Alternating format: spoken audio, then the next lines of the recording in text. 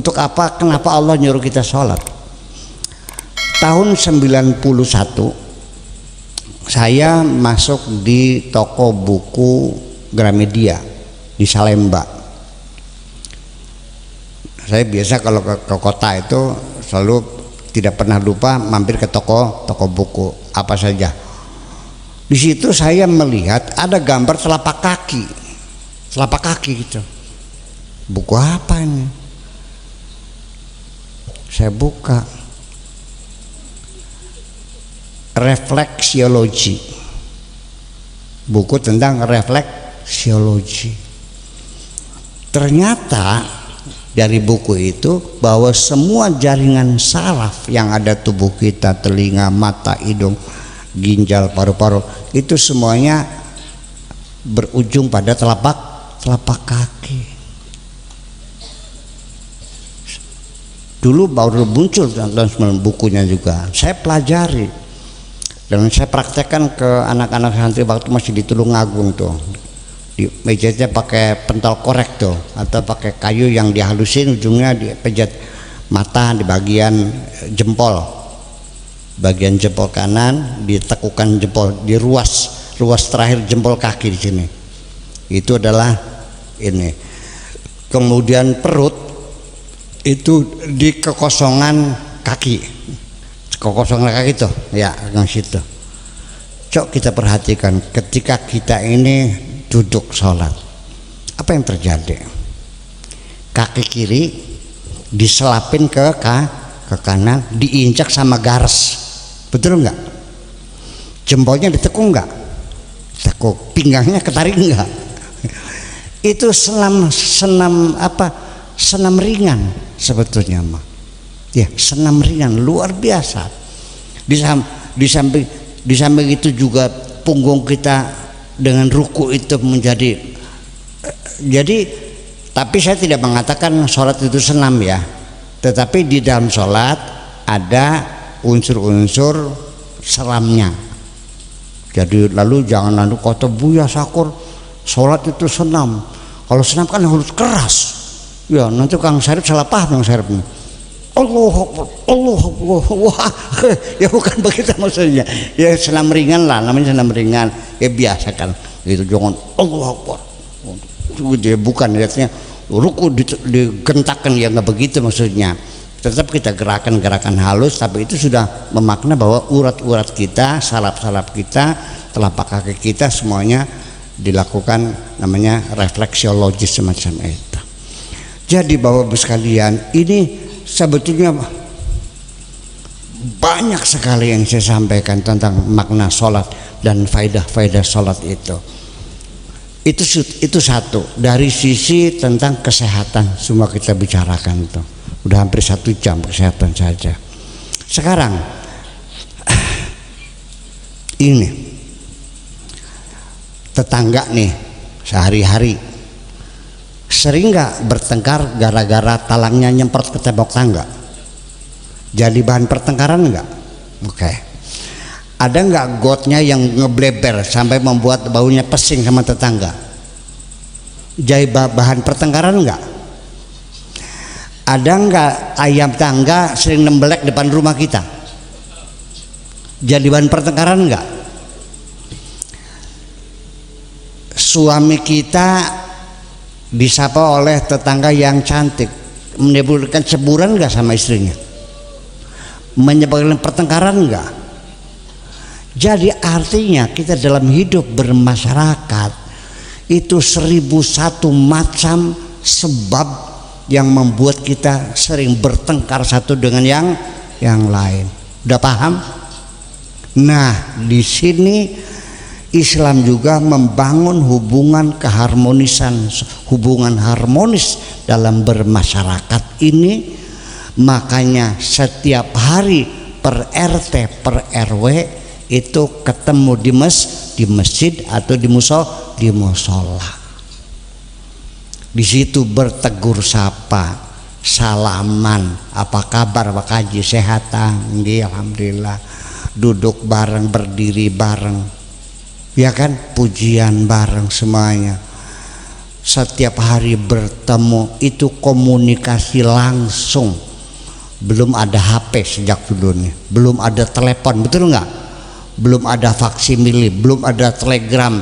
Nah, cara efektif masyarakat dipertemukan sehari 5 kali, sehingga ketika ada bibit-bibit perpecahan di antara kita, ketika bertemu sehari 5 kali itu bisa langsung dikomunikasikan. Paham nggak? Luar biasa. Nah, nanti seminggu sekali rapat per desa. Mana ada orang desa nggak sini? Kliwon mana ada sini? Juru tulis mana? Sebetulnya yang menjadi imam sholat Jumat itu kan rapat mingguan. Sebenarnya makubu yang imam itu, karena dia pemimpin dan dia yang khotbah. Sebenarnya mengkubunya badek-badek kan, kokon lebih baik suruh lebih aja. Nah, seminggu sekali kumpul per desa, rapat mingguan. Apa cirinya? Mana buktinya bahwa sholat Jumat itu adalah rapat mingguan? Yuk kita nanya lah masalah yang ada di desa. Nah, ketika mereka kumpul itu dikasih pengarahan atau dipidatoi atau diceramahi, atau bahasa Arabnya namanya khutbah. Nah, sebelum sholat dikasih pada ceramah pertama, di situ khatib menyampaikan sambutan dan melaporkan hasil pembangunan desa minggu yang kemarin, dari Jumat sampai Jumat apa yang dilakukan, laporan bahwa minggu ini kita baru selesai memperbaiki gorong-gorong yang menyempit sehingga menyebabkan Pulau Sangat kebanjiran terus nih, sudah dibongkar, diperbaiki, alhamdulillah sudah 2, masih tinggal 2 lagi yang belum. Kemudian rumah orang jompo ada 3 selesai, masih 5 belum lagi. Dilaporkan anak yatim yang putus sekolah sudah kita antarkan sekolah dan sudah mintakan dispensasi supaya tidak bayar SPP dan sebagainya. Yang sakit melahirkan sudah sehat, dilaporkan. Itu namanya tausiah bittaqwa, itu begitu. Bukan kalimatnya usikum wa iya bittaqwa Allah, paham ketika Quranku. Iya, ketakwa itu begitu, kesejahteraan, kedamaian, kebersamaan, menanggulangi itu yang namanya bertakwa, bukan usikum wa iya bittaqwa Allah. Pribadi mana beli paham-paham mereka. Ngereket kadang-kadang kok. Iya, beli paham-paham baik. Ya itu ketakwaan. Orang yang sakit nggak ada obatnya, itu patungan. Bagaimana? Kan mumpung kumpul tuh kotaknya tuh ada sodakoh desa omanya kan gitu. So kalau sakit so pulang yang 5.000 10.000 untuk bantu teman kita yang sakit. Itu namanya ketakwaan. Orang sakit diobati, yang goblok diajarin, ya kan begitu. Yang lapar dikasih makan, itu namanya ketakwaan, bukan mengucapkan usikum wa bittaqwa. Gimana lagi? Keder kadang-kadang. Nah, nanti khutbah yang kedua baru menyampaikan program. Mulai besok kita ada program baru lagi, yaitu ngecat pagar sepanjang jalan karena menjelang 17 Agustus. Paham? Harga cat mahal, jadi sekarang pakai kapur aja dah gitu. Masih ada nggak kapur sekarang?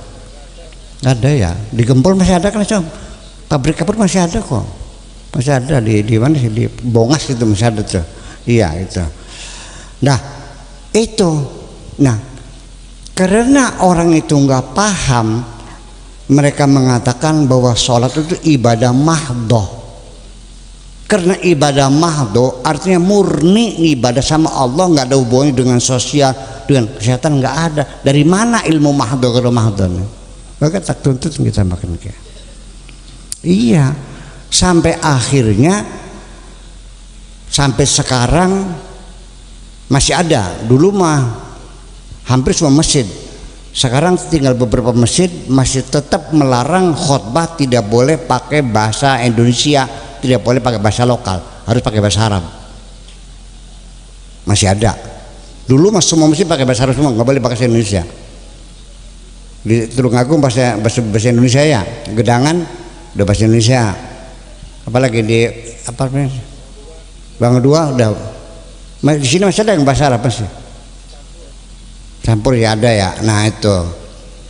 Nah coba perhatikan ibu sekalian, kalau khotibnya itu pidatonya pakai bahasa Arab, makmunya pada ngantuk. Ngantuk nggak? Apa sebabnya ngantuk? Beli ngerti, khotibnya gak beli paham kan enggak? Rapat apa pakai bahasa Arab? Nah itu persoalan.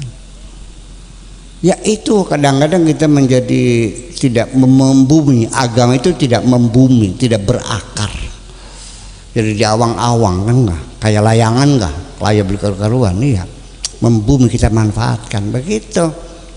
Jadi artinya ya khotib-khotib juga sebetulnya bukan memanggil khotib dari desa lain, orang situ sendiri menyampaikan, terutama orang desa semacam itu. Jadi artinya bahwa banyak sekali ibadah-ibadah yang sesungguhnya untuk kita akhirnya karena ibadah mahdoh, berarti artinya tidak ada sangkut pautnya dengan dunia. Dikiranya gimana lagi, kesehatan, hubungan sosial.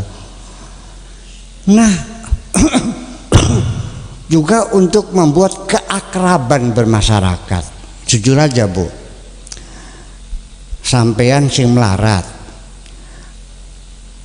kumpul kalau wong sugih-sugih, cilik hati tak gede hati, cilik hati, kecil hatinya, ngerasa miskin, bajunya jelek, mau kumpul sama ibu haji, Pak Haji, aduh jalannya juga meriang-meriang kan gitu ya.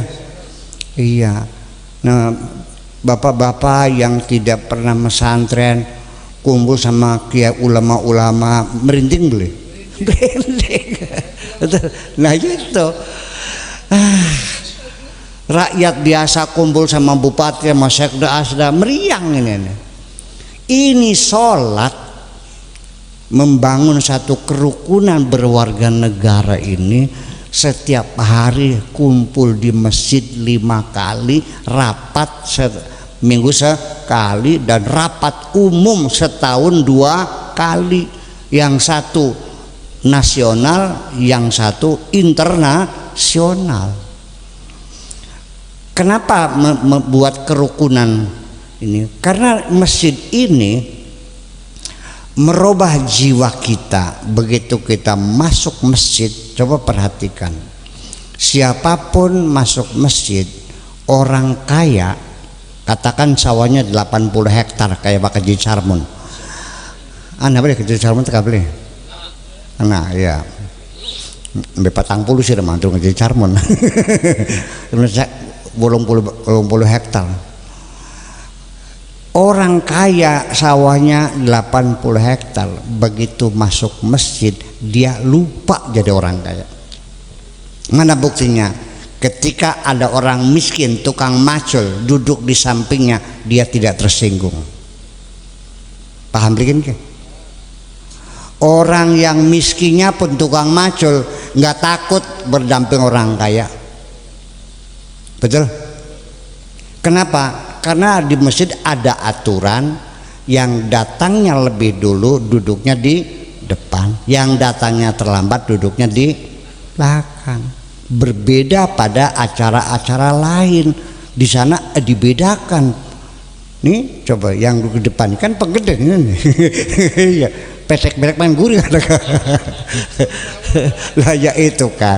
Ya, tapi di sholat nggak ada aturan bahwa orang kaya di depan nggak ada. Dengan acara semacam itu maka terjadi pembauran sosial, kaya miskin, pejabat rakyat, ya cantik jelek, lesak ganteng sama semuanya dengan semacam itu. Sehingga kalaupun ada orang yang nyumbang masjid 500 juta, tapi dia punya persyaratan, saya sumbang 500 juta tapi di depan pengimaman khusus buat saya, boleh nggak? Nggak boleh, jelas nggak boleh, karena tujuannya bukan itu. Tidak ada perlakuan khusus di dalam masjid, semuanya sama. Itu yang maksud untuk pembauran perlu. Nggak ada gap sosial, have and not have, itu nggak ada, kayak nggak ada semuanya. Kalau Pak Taufik Hidayat, Bupati Indramayu, sholat di di desa Tulungagung, datangnya telat. Pak Juci duduknya di depan belakang. Bupati nggak ada urusan, duduk sini. Salah kamu, kenapa datangnya terlambat? Tersinggung nggak? Enggak. Di belakangnya Mankadim, mau nggak? Mankadimnya takut nggak? Enggak. Salah sirah dewa, kenapa tekannya kari? Cuek aja kan gitu. Coba ketika bersujud, ubun-ubunnya Pak Taufik Hidayat ke sujud, Mankadimnya sujud. Coba lihat dari atas, ubun-ubunnya bupati di bawah telapak kakinya Mankadim. Betul nggak? Mana ada terjadi dalam hidup bermasyarakat ubun-ubun kita di bawah telapak kaki orang. Itu karena memang soal itu untuk merendahkan hati kita di hadapan Allah dan bersama kita. Ya Pak Bupati mah cuek aja, ya emang gue pikirin nggak, dia lupa jadi bupati. Mungkin Mankadim yang agak rasa kurang enak barangkali, apa nggak merasa apa namanya tuh, kelasat klosot, akhirnya mancal ndasi bupati bisa sampai topongnya nepluk, sampai topinya jatuh. Saya bertanya, selesai sholat, assalamualaikum, bupati nyari topi ya, kan kepancal kakinya Mankadim. Dia ngambil topi, marah nggak sama Mankadim? Enggak, malah justru sangat bersahabat, sambil tertawa terbahak-bahak, ditepak penunduk sama bupati kan gitu. Ya kan begitu, betul enggak? Aduh punten pak, disengaja, barangnya disengaja kan enggak? Artinya bahwa keakraban masyarakat ada dalam sholat itu. Nah kenapa ini tidak dijiwai? Malah justru saya sangat menyesal sekali, banyak orang yang rajin sholat berjamaahnya tapi juga bertengkarnya juga rajin. Kenapa? Nah itu persoalan tidak menjiwainya, paham kan?